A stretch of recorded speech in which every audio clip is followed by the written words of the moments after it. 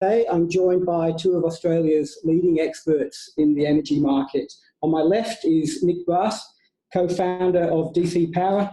Nick is a solar expert, co-founder of Energy Matters and driving force of Cool Energy. Previously, Nick started Energy Matters, one of the biggest sellers and installers of solar panels in Australia. Nick is now facilitating some of the country's largest commercial and industrial solar plants.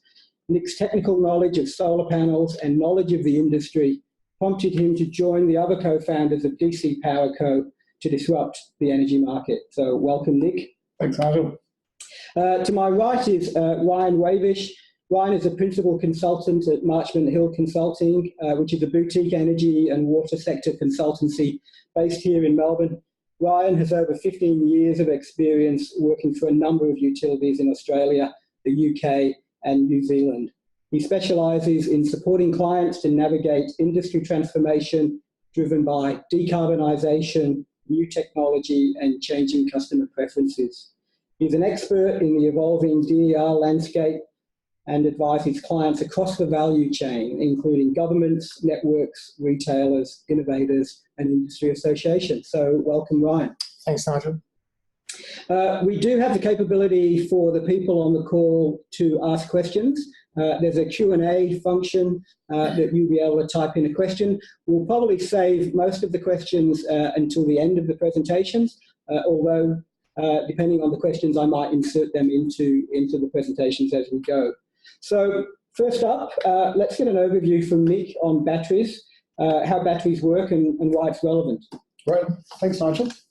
So as you're all aware, or as Nigel mentioned, we've got over 2 million households with solar panels on their roof. And that's a significant achievement. And we as Australia have the largest penetration of rooftop solar in the world in terms of the proportion of the population that have invested. So now that that's happened, for those that got in early, they were the recipients of premium feed-in tariffs, and the image on the screen there shows solar panels on the roof, a battery on the wall. But particularly, how does solar work? Let's start there. The solar that's generating electricity when the sun is shining is being consumed in the home. If you don't use all that power, you're exporting the excess to the grid. If you need more power, you draw it in from the grid. As a result of solar prices coming down, system sizes have increased, and a 5 kilowatt system on average will only consume about 25% of its power within the home. So we've got 75% of that power being exported to the grid. And that means that there's more and more, as more households invest in solar, there's more and more solar getting on the grid. And that means that because there's almost zero marginal cost in the cost of generating an electron from the solar during the day, we just put our systems up there, we let them sit there. If the sun's shining, they're exporting to the grid. As a result, the grid is now being flooded with excess power during the middle of the day. We're not at a point where we're fully self-sufficient at a national level through the amount of rooftop solar, but we are generating on certain days in excess of 15 to 20% of the energy needs in a given state, particularly South Australia and other states like Victoria on certain days of the year, where a significant proportion of the power being generated is coming off the household solar systems and the increasing number of industrial plants around the country. If we go to the next slide, we can see what that starts to look like. So on the left-hand side here, we have the standard solar generation curve. And as I was just describing, the blue line in the background is showing the demand of a standard residential home. It may not be as accentuated as what that shows, where the daytime consumption is so low, but certainly our consumption patterns are shifted to the mornings and evenings when we're at home, waking up on average. We're getting out of the house and putting the toast on, and the lights are on, and then the home is kind of reducing its consumption during the middle of the day, and particularly when you've got solar on the roof, the home is almost demanding no energy from the grid during the middle of the day. In fact, your solar is exporting to the grid. And then in the evenings, we get home, the sun's down, and we have our demand coming in for our evening usage. So we've got a disproportionate amount of solar being produced in the middle of the day, and as a result, that's depressing the price of grid power in the middle of the day. You would have noticed if you got into solar early that the feed-in tariffs were up around the 15 cents per kilowatt hour. We're now seeing feed-in tariffs come down around the 7 to 10, 12 cents a kilowatt hour. As a result, that is a representation of the market price of energy, and it's a result of the amount of solar that's on the grid. On the right-hand side, we've got a fairly similar graph, but what that is showing is that the excess energy during the middle of the day is being absorbed by a battery system, and that is then being released in the evenings and throughout the night for consumption by the home. And in an ideal situation, it will be as simple as that graph shows, where you absorb all the energy during the day and you consume all of that from your battery at night. But we all know that it's never that simple. So the reality is you still have an interaction with the grid. You may fill your battery, then spill your excess into the grid during the middle of the day, consume everything you can off your battery in the evenings. You may then charge your battery up overnight to then have a fully charged battery in the morning so that you can discharge in the morning before the sun comes up, and we go through the same cycle again. I'm going to hand it over now to Nigel to talk about the trends that we're seeing in the market, and we'll come back to the economics of a battery as we talk further through the discussion today. Okay, thanks, Nick. So I'm going to talk about the report that Venture Insights published last week. You should all have a copy of that. It was attached to the invites. If you don't have it, you'll be able to find it on Venture Insights' website. When we did that forecast in the report, we went out to 2030, so a 10-year forecast. We've managed to go out to 2050 for today's discussion. So I think that'll raise some interesting points beyond 2030. But essentially, what we're seeing, we've got the green curve there is the cumulative solar panels installed. And, as we said earlier, there's 2 million households in the market now with solar panels, and that's set to grow over time. It's past the early adopter stage. We expect steady growth for those products over time. Batteries, however, are still in the early adopter phase. We estimate there's about 60,000 of them installed today. But we think that is going to grow, and it's going to grow rapidly. To start with, we forecast 9% penetration by 2025, so in just over 5 years. And then after that, we have strong growth, which gets us up to between 21 to 26% by 2030. And why is that happening? I think in the first few years, we'll still require government assistance to get going on that early adopter curve. But then as the costs of the technology start to decrease, and in turn that reduces the payback period, we'll see that growth start to rise. I think after 2025, we'll expect strong growth then, as the payback periods could drop to between 4 to 5 years as per our calculations in the report. Beyond 2030, well, I think you've got to start imagining what that battery world could look like, and probably need to reconsider the concept of a single household battery with potentially multiple units powering different parts of the house, for instance, air conditioning or refrigerator, and whether they come built in with the products could be options in the future. And we're talking now a good 12 years from now. Of course, we'll see continued opportunities for storage in off-peak times. And of course, there's electric vehicles as well that could come into play as a battery backup, or even as a battery during the night if you've charged it during the day elsewhere. Yep, absolutely. Nick, did you want to comment on this part? Or? I agree with you around the innovation that will occur, and certainly the reduction in battery prices is driven not so much by the residential demand for home storage, but certainly by the electric vehicle market. So that is where the innovation is going in terms of scale, or the innovation in terms of battery chemistry, but also the scale of production is really being driven from the electric vehicle market. So we are piggybacking off that market, just like solar panels piggybacked off the computer chip market in the early days of that industry. I think the inflection point that you're talking about in 2025 is an interesting point in time, and yep, I suspect it may happen earlier. Okay. We thought we'd also plot that adoption curve. So we're talking a 30-year demand curve for batteries. We thought we'd plot that against other technologies. So, for instance, we've got smartphone, TV, radio, internet, etc. As we said, we're still in the early adopter phase for batteries, and we think that that phase will take longer than the other technologies we've got there. But as prices decline, it will ramp up, but then we think it's going to saturate around about 60% of the market. It's interesting, though, comparing it with smartphones, you might think that's, probably not a fair comparison. Although today in a house you could have 3 or 4 smartphones in that house, and that could be costing in excess of $6,000 of new handsets, which are predominantly in lease fees.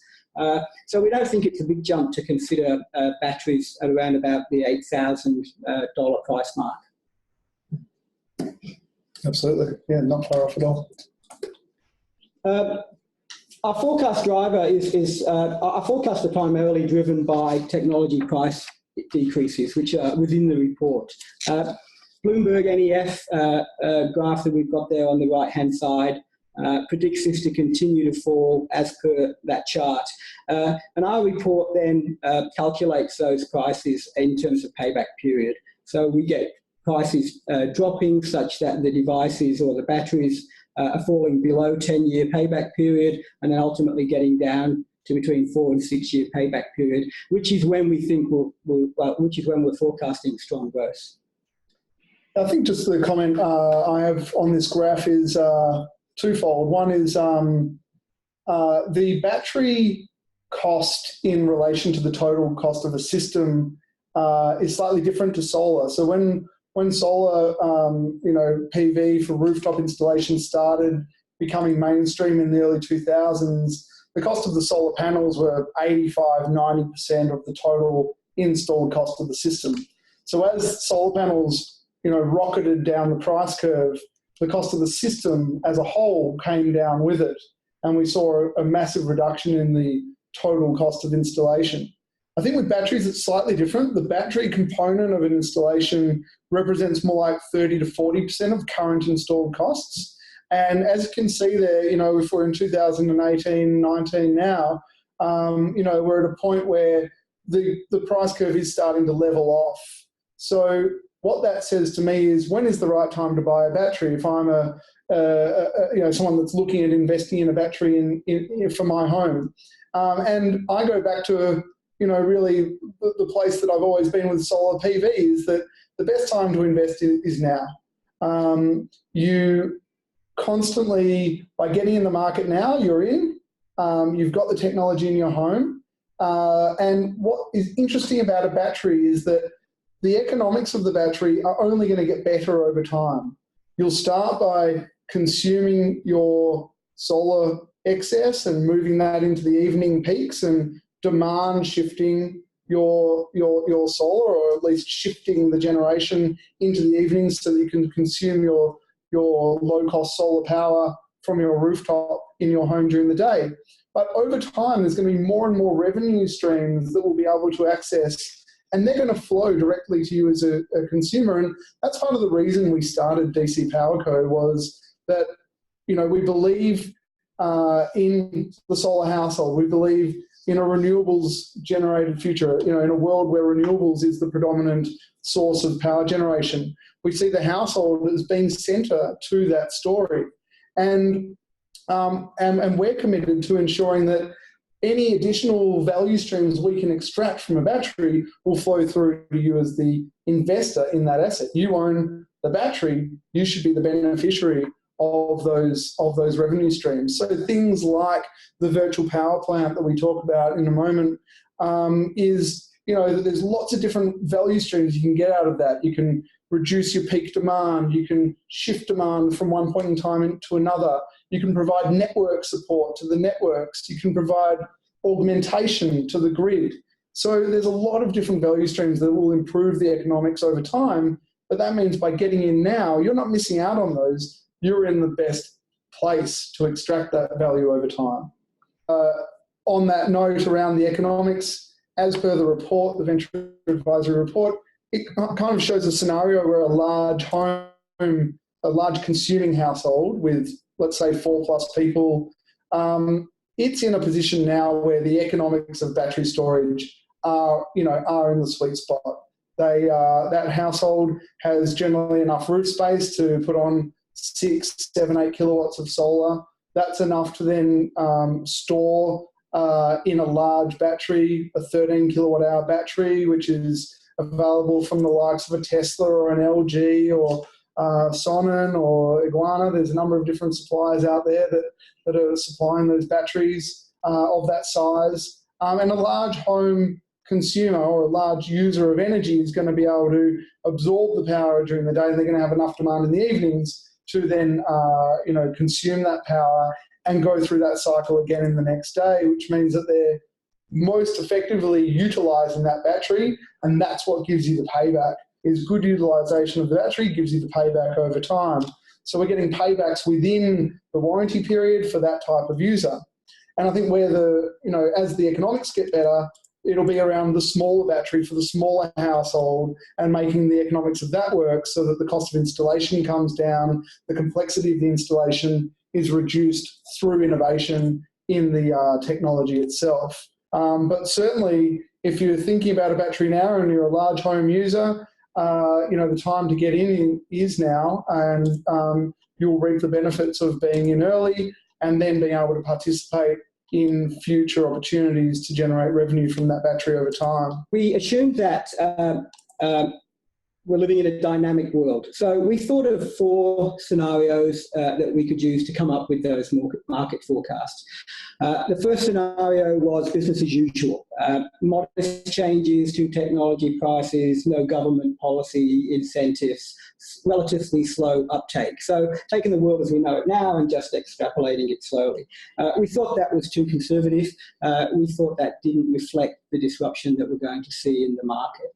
The next one was then to just talk about a classic adoption curve where household batteries go through initial support via government subsidies.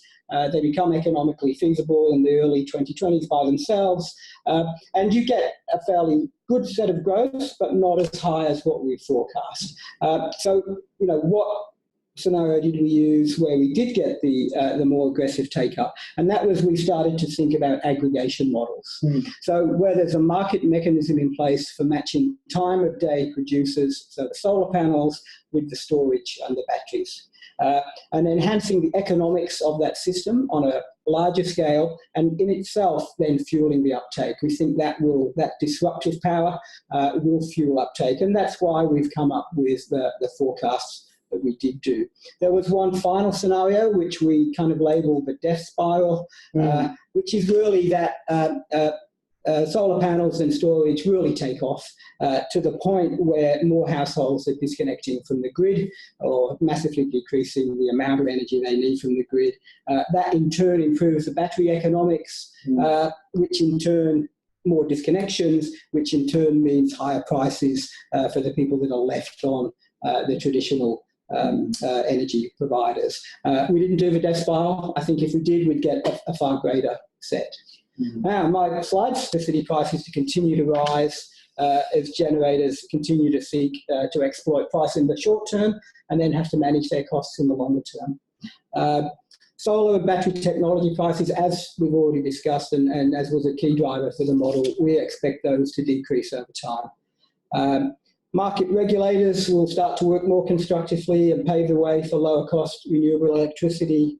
There'll be continued investment in solar and wind.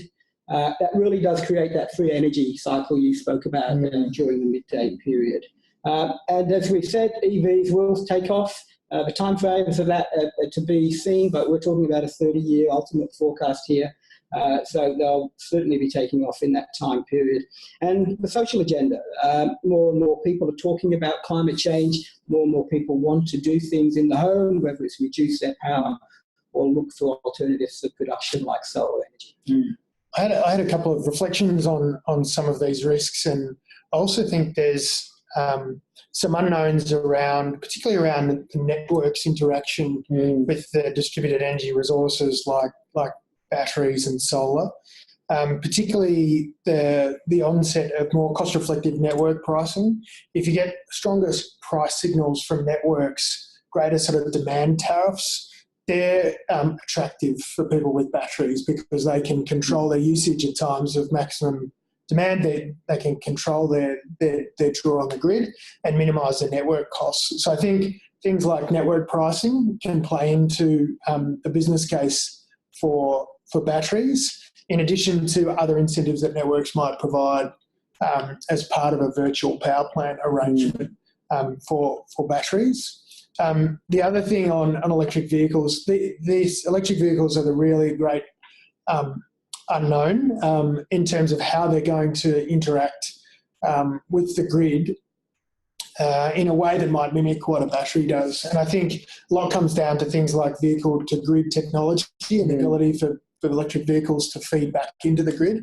But there's also the interplay around autonomous vehicles and sort of this concept that people won't actually own their own cars and there'll be this fleet of vehicles, of electric vehicles driving around, which will have perhaps different charging behaviour to what a normal a car owned by a household might have. So that interplay between the rise of autonomous vehicles as well as electric vehicles will have an impact, I think, on household battery take-up, because it'll determine to an extent the degree to which an electric vehicle can displace the demand for a home battery. Yeah, I think the other thing that triggers for me in this slide is the social agenda component. You know, I think there really is with the new government in place, we're basically set up now to not see too many new policy developments on supporting additional renewables or supporting batteries in any significant way. Yet there's this underlying current of real social desire for action on climate change and action in the home, and that's being driven in most part, I think, by our children and the next generation. And so, as a result, I think what we are seeing is with the 2.5 million households, that's 1 in 5 households in Australia who has invested in solar panels on their home. Most of us did that because we wanted to take charge. We wanted control over our energy costs. And we also wanted the environmental outcomes, but really having control over the cost of energy became one of the major drivers. And I think now the next phase of investing in the battery is an extension of that. We invested in solar, and now some of that value is being whittled away because the value of energy in the wholesale market is reducing during the middays. So we're looking at how we can get control back, on the cost of energy, but more on absolute control over the energy in my home, my independence, my ability to have the power when I want it. Not that we have too many blackouts in the country, but it's the having the battery there gives you that sense of security that you do have energy security, and then you've also got price security because you know what your cost of energy is going to be based on being 80 to 90% self-sufficient. I think that's what DC Power's been trying to, build an offering around in the market. We've got, a solution that serves that customer base. We don't charge margin on the cost of energy that you consume from the grid. We want you as independent as possible. We don't want you to have to be reliant on, kind of market forces driving up the price of energy because there's less being consumed. We want you to have as much power over your energy system as possible without having to think about it. And that's where, registering your battery with us and registering your battery as a participant on the market will allow you to extract future value from that battery as more revenue streams come forward. And I think Ryan's about to tell us a bit more about that. Yeah, so well, actually, your slide was next, Nick. I don't know whether you want to add more to this. Sure. Well, let's just wait for it to come on. Oh, right. Okay. I'll do it. So this slide, when it comes, is talking about the deployment of batteries as from where we are now. We've got something like 50,000 battery storage installations in the Australian marketplace. No, this is Ryan's. So this is Ryan's section. So I'll segue to Ryan by saying, tell us more about it, Ryan. That's all right. We'll go back to the previous segue, yeah. So I guess what we're seeing starting to emerge with the greater deployment of batteries in residential homes is this concept of a virtual power plant, which is where individual batteries are aggregated by a third party, and we call it orchestrated or remotely controlled to dispatch into the grid or charge up for greater grid benefits as distinct from an individual household's needs at a given stage. Those household needs are typically the priority, but if they've got spare capacity in the battery, then that battery can be used to dispatch or charge from the grid and provide the grid a service for which it's rewarded. So these virtual power plants are relatively new concepts.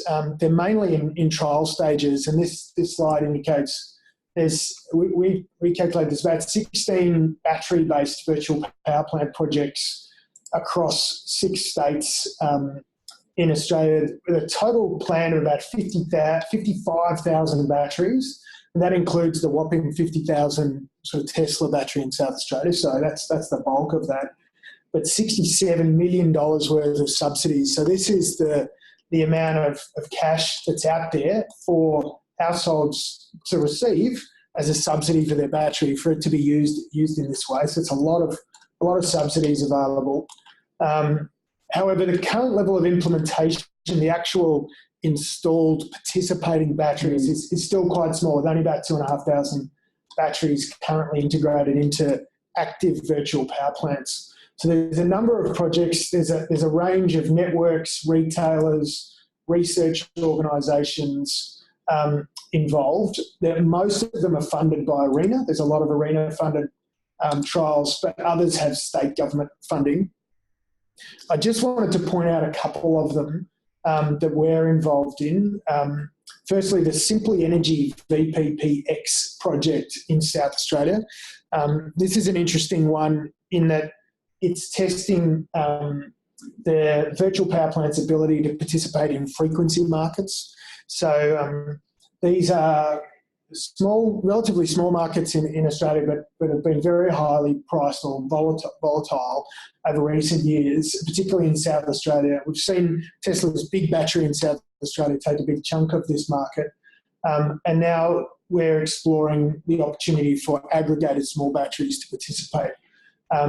The other thing that virtual power plant project is trialling is GreenSync's DEX platform, which is a decentralised energy exchange, and that exchange enables virtual power plant participation without risking the security of the network. So virtual power plants, if they're big enough, can dispatch significant amounts of energy, but they're dispatching from the wrong end of the network in a sense.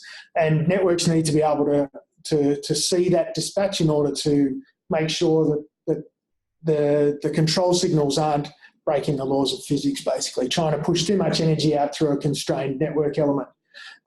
So that trial brings the network into the picture and enables the network to get some visibility of the virtual power plant's behaviour and start to coordinate this activity, which just enables essentially more of it to happen so that the networks aren't taking a really adverse view to this based on the risks that they may pose. The other virtual power plant which I wanted to highlight is the Networks Renewed project, which is being done by UTS and a whole consortium of participants across New South Wales and Victoria. That trial is trying to understand how batteries can be used to manage voltage on the network, as well as just the inverters of PV systems. Now, this is really important for solar customers because it's voltage, over voltage in particular, that's stopping a lot of PV systems from exporting during the middle of the day. There's so much solar now on the network that voltages are rising, and it's causing inverters to trip off, and it's constraining exports from PV systems, and it's resulting in networks reducing the limit at which the size of solar systems that can connect. So the ability for batteries to help the network to reduce the voltage, and even just for solar system inverters to do that, is a really interesting development, and one which will enhance what we call it like the hosting capacity of the grid. So it'll enable more customers to connect with solar and customers to connect with bigger solar systems. Yeah. So batteries have a really important part to play in the grid, and I think the worst case scenario is this death spiral where everyone sort of tries to have a battery and use it all to themselves. It's sort of overcapitalising the system. The best situation is where those batteries can be leveraged for the grid, and customers will be paid fair value for that, and they'll get more benefits than if they just use it for themselves. Yeah, I think that's a really interesting program. I guess integration of the networks is super important to the success of the battery market for residential deployment. And I think it's worth mentioning that I think there's a link at the end of this presentation, but we're looking for people to register their existing inverters, solar inverters. Doesn't matter if you've got batteries or not, but certainly batteries are welcome as well. But registering your inverters with DC Power Co. So that we can start building a register of the types of inverters that are out there, and whether we can enable those voltage control systems that already exist within the inverter through reverse voltage controls and reverse power controls. So the inverters have that capacity, but it's often not enabled. That's right. And so if we can at least get a register of all the inverters that are out there, we can start to build a plan as to how we might enable those inverters, either at the point that they get a battery or prior to. Yeah. So, and the other interesting thing that I think it's worth just kind of noting is that there's kind of two 50,000s that we've talked about here. There's 50,000 planned subsidised batteries that are outlined here, but we understand that there's about 50,000 existing home storage systems already in the market operational, yet only 2,500 of those are connected to a VPP. So, it means that the economics of what we talked about very early in the piece of people using a battery to store their solar power and consume it in the evenings is happening. That's there, that's accepted and adopted. Now we need to get those existing or those early adopters to come and join up to VPPs so that we can, as you say, get some control and orchestration over these batteries that are in the system so they interact in a way that's harmonious with the system and not detractive from it. And there's a couple of commercial options out there, like Reposit Power have their devices which enable batteries to participate as a virtual power plant. Yeah. I know Sonnen have a Sonnen community offering where their batteries are coordinated as a virtual power plant. A lot of the other ones are you participate in trials, so they're more location based. But I think more and more retailers and aggregators and disruptors will have virtual power plant offerings that customers can enrol their batteries in. Yeah. Ryan, we've got another slide here that's yours. Yeah, and this is sort of the a bit of the downside, I guess, and the reality of the situation. Although there is great promise in the growth of batteries and enormous upside, there are challenges that need to be overcome. And we're finding this through the clients we work with in the market, that there's a challenge around customer acquisition, and this is in relation to virtual power plants as well as batteries. there's still a challenge that battery costs at the moment are too high for some customers, and we're hearing that there's sweet spots around $5,000 or below that will trigger more mass adoption, and even with some of the subsidies available, batteries are more expensive than that. There's a deal of customer confusion around the virtual power plant concept and this concept of giving away control.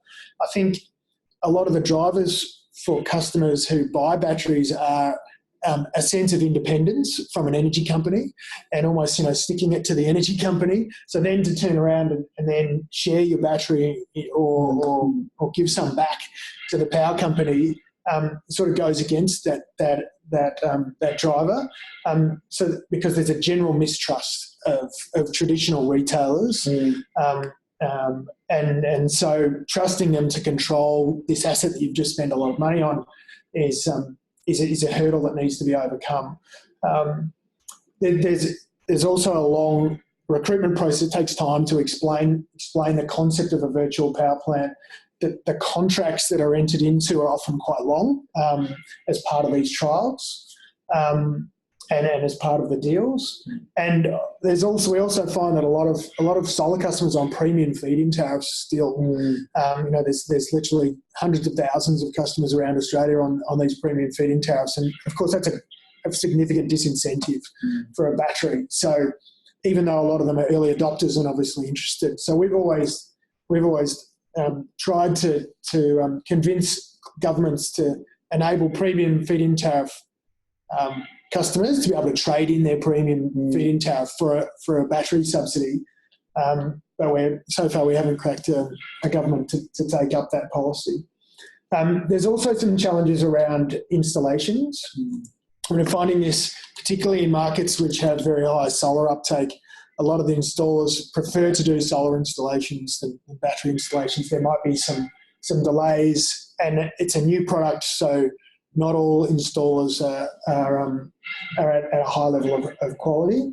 There tends to be long wait times and sometimes unexpected costs associated with battery installs, especially if they're joining onto an old solar system and require rewiring or new switchboards. So there can be some of those issues. And finally, the networks, as I mentioned before, are starting to constrain exports from solar systems and require smaller solar systems. And sometimes they add the size of a solar system and the size of the battery to total the total exports that a system might have.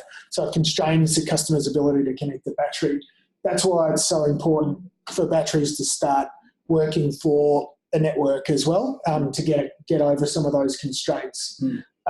And networks are also concerned, as I mentioned earlier, about the uncoordinated effect that a virtual power plant might have, and that's why platforms like the DEX are really important to enable greater growth in virtual power plant behaviour. I might just pause it there. There's been a few questions that have come in, so make it a little bit more interactive.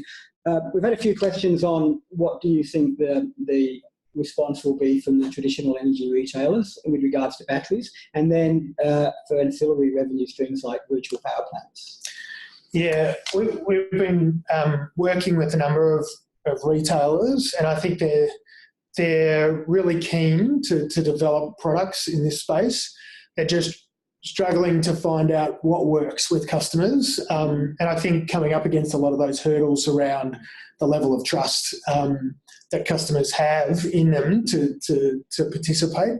So I think they see a future in these sort of resources, and particularly it's another physical hedge for them. I mean, a lot of retailers have large-scale generation. This is just another type of hedge for them for their risks, but at the small scale. I think what you'll see is that it's not just batteries that start to play into it. It's other storage devices, like, for example, electric hot water systems and other demand response controllable load things like pool pumps and air conditioners and other heavy loads in the household that retailers and aggregators will look to include in their virtual power plants. because batteries just may be too expensive for some customers. Yeah. Listen, I think it's great that they're playing around the edges, but I think this is a massively disruptive technology to traditional retailers, particularly gentailers who own large generators, traditionally coal or gas. They've got 20 to 30 years of life expectancy still in them.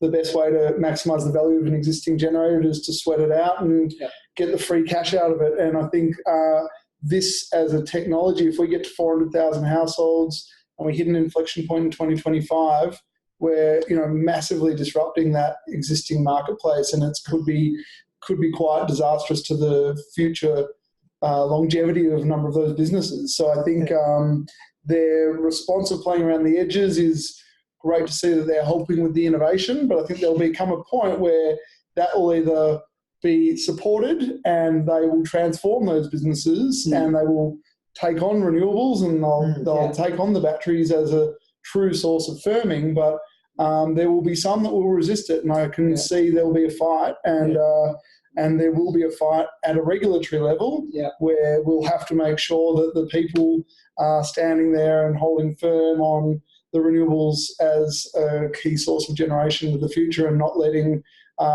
these kind of existing coal assets just kind of sit there sweating it out for the next 20 years if they've been disrupted. Yeah, and that terminology, sweating the assets, and I touched on telco before. I mean, that was the phrase, and rightly so. You've got these assets, you want to sweat them, you know about the new technologies, but you're not necessarily in a rush to essentially self-cannibalise your base. And I agree with Nick. This is a huge opportunity for disruptors to enter the market, and you can see it already. I mean, there's business like DC Power, but also on the other end of the spectrum, business like Shell, who's just bought Sonnen Battery, and Sonnen Battery are acting as a retailer in the market. They've got a white label retailer behind them, but they're offering battery services as well. So you can see a business like Shell seeing this as an entry point into disrupting the residential energy system. So I think you'll see a lot of new brands entering the market. There's a question here on Snowy 2 and how that will impact the battery forecast. That's a really great question, because there is a bit of an existential sort of question around big grid versus little grid here. Will the big grid storage for Snowy Hydro and the battery of the nation in Tasmania and a Basslink, will that sort of take the market for flexible, dispatchable capacity to balance out the variable renewables, or will it be the small scale end? And I think, as a good consultant, it's probably a bit of both. Absolutely. But I think the thing about batteries and the thing about the distributed end is that is where the network value is. You cannot escape the fact that network value is locational, and locational down to the end of a feeder, which is only serviced by a household. You can't get Snowy Hydro at the end of your street. And if the network needs support down there, then a battery can provide it. So there will always be a market for distributed energy resources, and that's the network. That's the network value. Fair enough, the wholesale market value might be taken, or the FCAS market value, but certainly the network value is still there to be taken by the batteries. I think my addition to that is to build something like Snowy 2, we're talking, 5 years of consultants' reports to work out whether it's technically feasible, and then 10 to 15 years of development. And so we're in 2030s before we're really seeing something like that come to fruition, maybe late 20s. But, with solar storage in the home, we're talking very quick deployment times. With a small subsidy that equates to the same cost of government support for a Snowy 2, we could meet the same amount of demand response in 3 years' time. That's the speed that you can deliver this at, and you can also leverage the investment of the household. So we've got people out there spending their own money on this technology with a small amount of government support. You can really accelerate that. So I think Snowy 2 has its place. absolutely, but I suspect that with the right government support, we could actually make it almost insignificant with the speed that you can deploy solar and particularly storage out into the home. Yeah. This graph here kind of tells that story, or so this animation tells that story. Not sure if it's playing for you, but it just shows how, we've got 9 million residential households in Australia. We'll have 10 million soon. We've already got 1 in 5 with solar on the roof. The ability to start with linking up each of those inverters in the homes, start getting a swarm that can interact with each other, and then start to pull batteries in to build up a virtual power plant, or just let's just call it a strong energy system. The internet, I think, is a great example of how a distributed system works. We could cut out 50% of the capacity, the computing power of the internet, and still have 90% of its functionality. And we get the same result as we get distributed energy networks, where the capacity, as it's distributed, it becomes stronger, it becomes more resilient, and it becomes able to deal with the nuances of rooftop solar and distributed generation. Yeah. We had a question again, just asking how do you register your inverters. I think the last slide had an email link. If we can just get that last slide up. Yeah, let's go to that. It's at the DC Power Co website /distributed. dcpowerco.com.au /distributed. So this is a first step. We're just looking for some information from the nameplate of your inverter, the serial number particularly. And if you're interested in being involved, we'll then start to interface with the networks, with platforms like DEX, to get your systems registered, and that will get you on the journey of becoming a participant in the distributed networks of the future, and that will enable you to be involved in extracting the value from your local generation through the various revenue streams that we've talked about today. Yeah. We've got a couple more questions, and one on recycling, on the issue of recycling. So, we've touched on clean energy, but then there's the recycling of solar panels and ultimately batteries as well. We got any comments, Nick or Ryan, on that? Sure. I think product stewardship is a really critical element for the industry, and particularly, it's a fairly new industry, the battery sort of sector, but solar is just starting to hit this now, where you're starting to see systems reach the end of their life, and it's really important for this industry as it grows to take care of those issues and to really manage them well, so that customers can feel good about their purchases and know that when they reach the end of their life, they'll be dealt with in a sort of sustainable way, because these purchases are very much aligned with environmental benefits. So I think it's really important that the industry get on top of this and get across it. Just one sort of thing I would note about the home energy and home battery industry is that there's some technology that was sort of created in Australia, which develops home energy batteries from recycled car batteries. So there's almost like you could see a sequence of lifetime from a used sort of car battery into a home battery, and then further uses or recycling after that. So I think as technology evolves, it will help with this process, but it's certainly a critical element that the sector needs to get across. Yeah. And, I agree, the industry needs to lead it. Government has a role as well. And if you look at the car battery as an example, like traditional lead acid car battery, it's had a closed loop cycle, industry cycle for a long time, where I think $2 from every battery that's sold goes to building the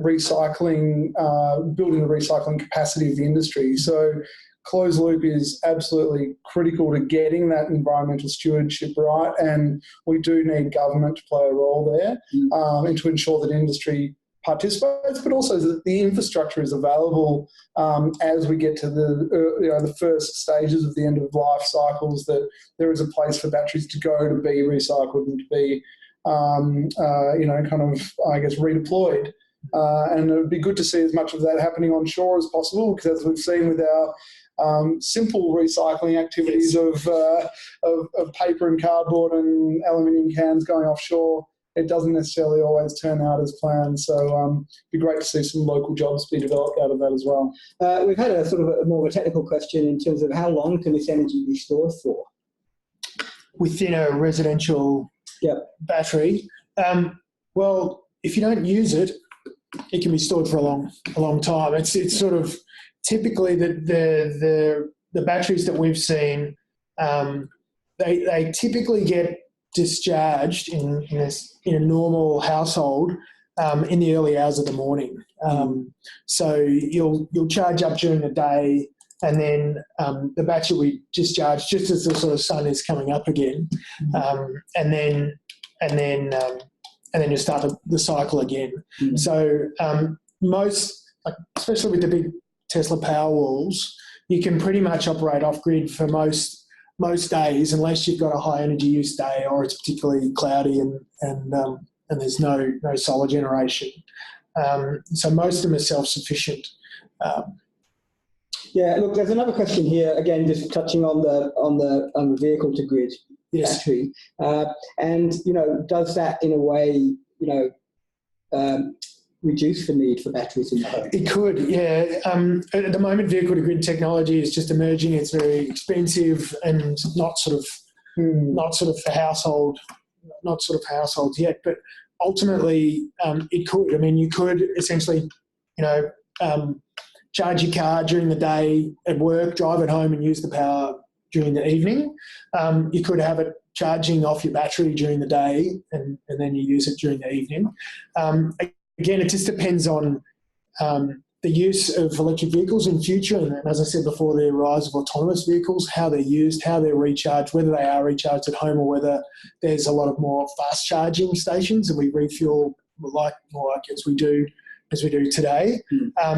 But it certainly is a bit of an unknown element how that will evolve. It's an interesting one, and obviously one where there's extra utility associated with an EV in addition to the battery. Okay, look, we've got 2 minutes to go, so we'll hold the questions now. We've pretty much answered most of them. A few questions on the forecasting, but again, the report is available on the website, so have a read of that. If you've got more questions, feel free to email Venture Insights and we can respond to your questions. Nick, any final closing comments from you? No, thank you all for showing your interest. I think very exciting times in terms of the next generation post-solar. I think solar is now at a point where if you haven't done it, you will do it. And so the battery is a natural extension of that. And DC PowerCo has been developed to serve that market. We're a customer-owned solar retailer for solar households. And, we're here to help get people extract the value. We've got a crowdsourced funding campaign currently underway. So if you're interested in becoming an owner in the power company of the future, jump on dcpowerco.com.au. That's all from me plugging today. Yeah, I think that's a great time to stop. So we've got literally 30 seconds to go. Thank you, everyone, for dialing into this webinar. We hope you found it informative and educational. If you have any comments about it, again, follow that up with either DC PowerCo or Venture Insights. And thank you again. Thanks, Ryan. Bye, everybody. Thank you. Nick. Cheers. Thanks, Nigel. Thanks.